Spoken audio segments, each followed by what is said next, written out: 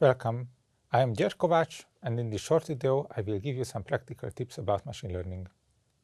First, to give you a brief overview, I will go through some application areas where you can apply your machine learning knowledge.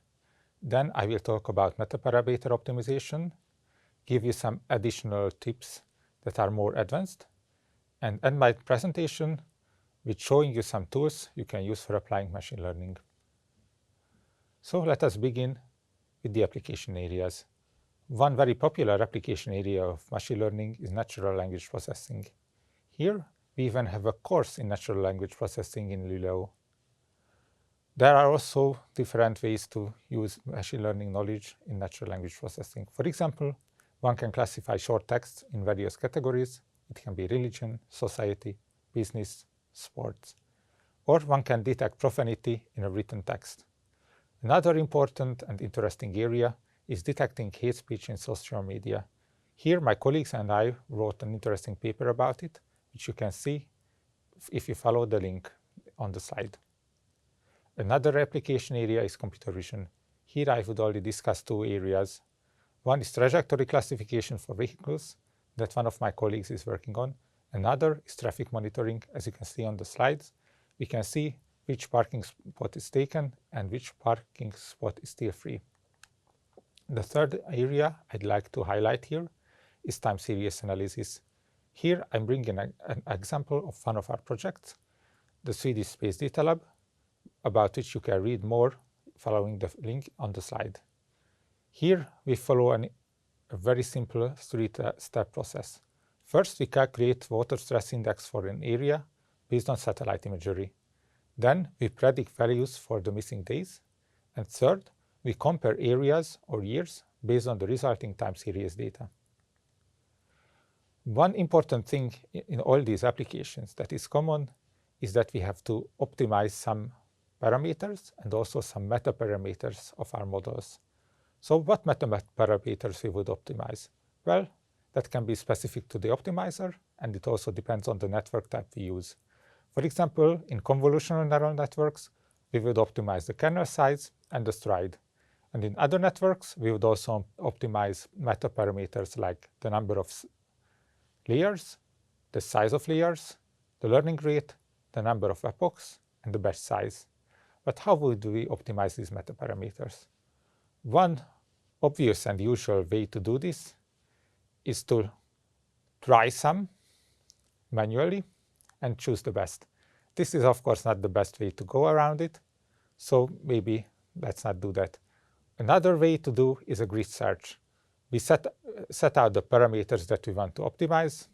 Maybe it's the number of layers, the size of layers, and we see we want to try 1,000 neuron layers, 2,000 neuron layers, 3,000 neuron layers, and we also want to try 1 hidden layer, 2 hidden layers, and 3 hidden layers. Now we have our grid. We train models for each point in the grid. We see how the results are, and we decide what is the best. Or a better way around it may be to do a search randomly.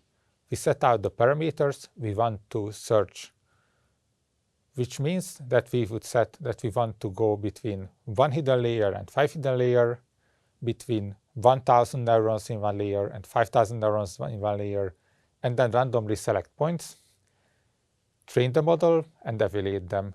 You can compare these two methods if you follow the link that is on the slide. There's also the option of Bayesian optimization, but as this is a more advanced topic, we would not talk about it here. Other additional tips one can use for training networks is different regularization methods. For example, one can augment their training data. This is application dependent, so data augmentation in, for example, image processing would be shifting your images, rotating and scaling your images, but you have to be very careful, because if you rotate a 6 too much, it will not be a 6 anymore, it will be a 9. In language processing, we can use, for example, synonyms, introduce typos, or we have many other methods. We can also use random noise in our data or introduce adversarial examples. Another way of regularization is dropout, where we take the hidden layers and during training, we eliminate some neurons randomly. The question here is, where should we apply this? Maybe we apply it in the hidden layer, maybe we apply it in the input layer. And another question is, to what degree we would do this? What % of neurons we eliminate? This is another metaparameter to optimize. We can also use an additional penalization term in the cost limit to limit the weight complexity. This, again, is another metaparameter to optimize, that is, the weight of the penalization term. And we will this will come up probably in more advanced courses. Another additional tip one can use is knowledge transfer. Here we have two options. One is multitask learning, where we exploit the similarity and shared knowledge in related tasks. For example, detecting road characteristics and predict steering direction. Or we can take the tasks of head pose estimation and facial attribute inference, or sentiment analysis and hate speech detection. Here the idea is that the two tasks have a shared common input, and then some shared layer where we learn a shared representation of the two tasks, and later we have some task-specific layers which learn the task-specific information of the task.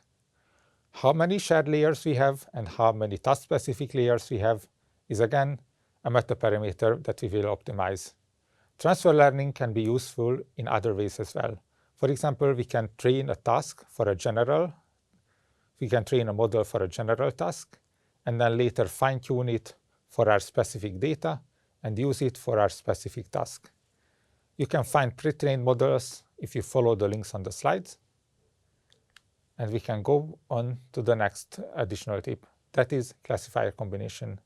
Here we would use the wisdom of crowds, that is also called collective wisdoms. There are many ways to combine the decisions of different networks or different models. For example, we can train 5 models, make them decide which class to go with, and then we would decide to go with the class that most models voted for. Or we can take the average of the predicted probabilities of different models. Or if we do not think that all models are created equal and all models are equally good, then we can take the weighted average of their predictions. This classifier combination is a built-in behavior in some of our methods, for example, random forest, bagging, and boosting. Lastly, let me show you some tools that you can apply for machine learning, including the RapidMiner, PyTorch, and many others. And with this, we conclude this presentation, and I'd like to thank you for your attention.